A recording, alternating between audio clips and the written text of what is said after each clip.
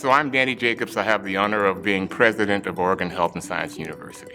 We're competing with the nation's best institutions for the next generation of superb scientists who are going to change the world. And so the ARCS partnership allows us to think about those other components that these extraordinarily intelligent people might think important.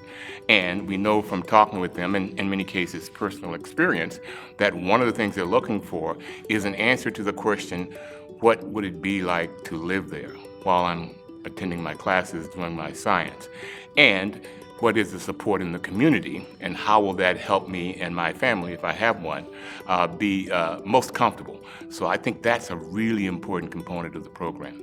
So how has COVID impacted scholarly research? Well, it has had a tremendous impact at all universities, certainly those here in Oregon, but also around the country. At OHSU, for example, for safety reasons, we really had to delay or suspend many of our research operations because it just wasn't safe to have people participate in that research, which requires close personal interactions. So we had to scale down to a skeleton crew, if you will. But the important thing is many of our researchers and the learners actually pivoted to actually address problems related to COVID-19. And that includes the biology of the virus, understanding the immune response, understanding what treatments might be effective or not, all the way up to, well, what's the best way to make sure that we're testing folks appropriately.